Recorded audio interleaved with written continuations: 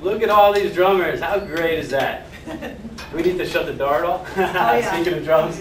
The stick goes flying. I'm going to try to catch it, or you can just return it to me.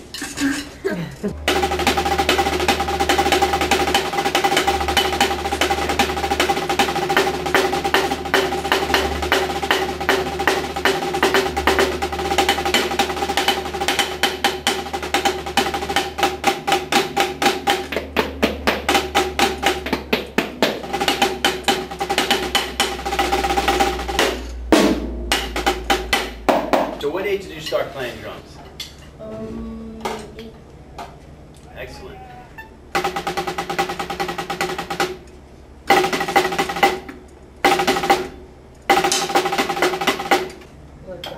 Led Zeppelin. It's always nice to see a young man enjoying the classic rock, you know.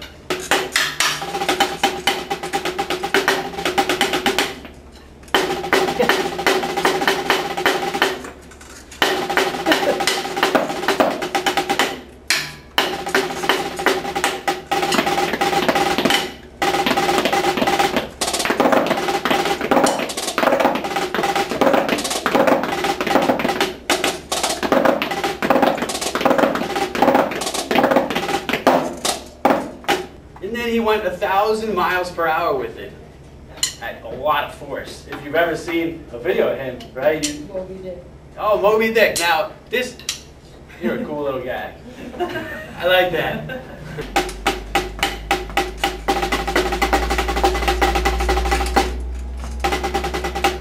The lesson here, I think, is to study some of the old players, people in history that played a long time ago, really kind of set the foundation. Oftentimes, we kind of stand on the shoulders of the giants that came before us. So we learn from the people of the past. Just throwing the stick down.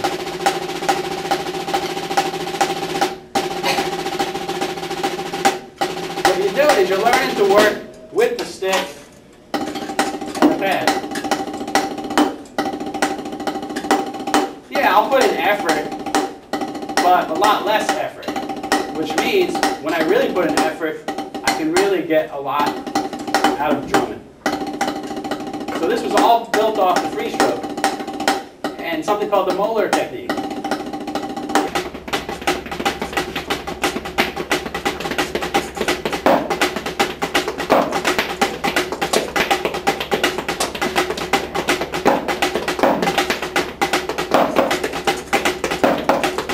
When you have music, what's great about it is you always have something to look forward to play.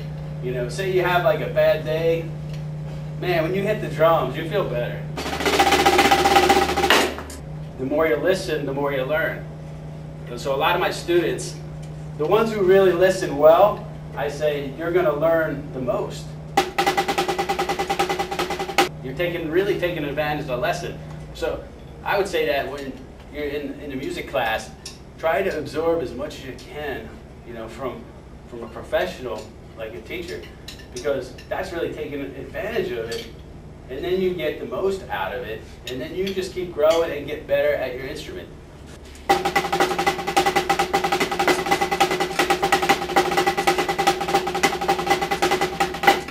You guys hear that before when they crack a joke?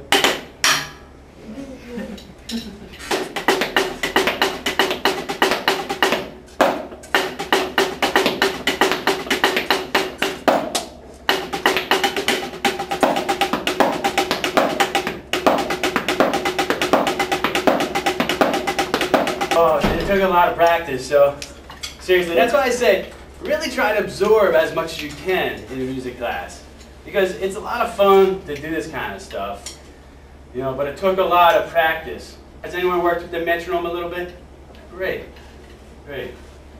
I like you. Led Zeppelin, metronome, AC/DC. All right. You're going to like him even more when you find out he's taking lessons still.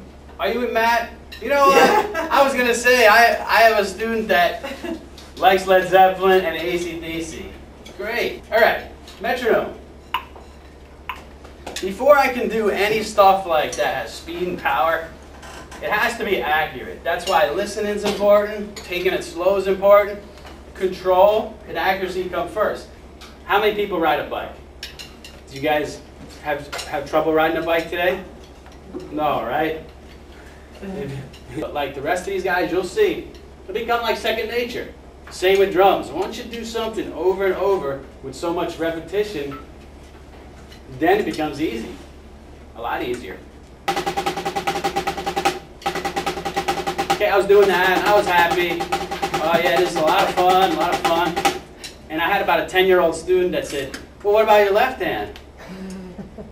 You know, your right hand looks cool, what about your left? And then combine that with the discipline of listening and practicing, man, you did it with the left hand. Okay, so add 1, 2, 3, 4, 1, 2, 3, 4. What if we alternate? I said, okay, I'll turn it to triplets though. 1 triplet, 2 triplet, 3 triplet, 4 triplet. You go higher heights if you want. So that's where the helicopter came. Then a few flips came in like.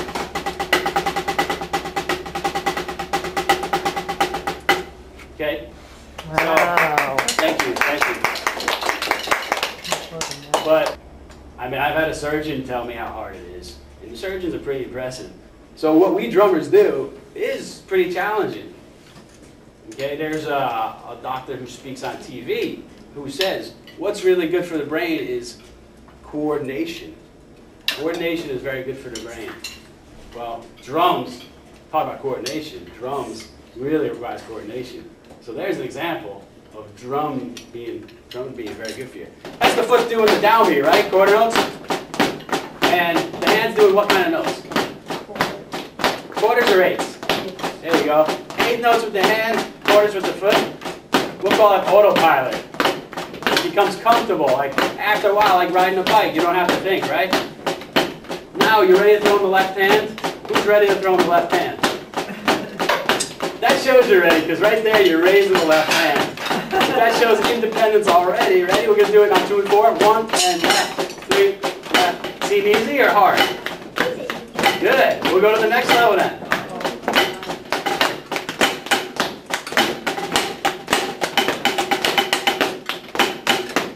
Got it? Easy or hard? Easy. All right, I like this guy. You've been listening to a lot of Jersey drummers right there. It's easy. Good man. Okay. You ready for the next level? Or you want to work on this more? Who wants to go to the next level with this? All right. Great. Yeah. Phil? Helicopter Phil? Want to try a new fill? Dirty guy. Great. 1 and 2 and 3 and Perfect. 1 E and a 2 E and a 3 E and a 4 E and a. Let's take out the of each 16 note. If we take out the then it will be 1 E and 2 E and 3 E and 4 E and. It will be 3 in a row. Let's try the fill. Ready, go. Perfect. You go. I go.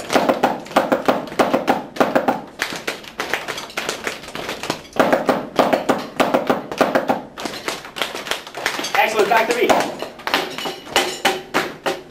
Second, what do you think's louder? This or this? Okay, so the people who you live with will appreciate the pad as well. And what does that mean? You can practice more. This is called the 3-stroke. Okay? The concept here is like basketball. We want to work as little as possible to get the most out of each stroke. I'm just kind of throwing down with a whip and letting the stick bounce.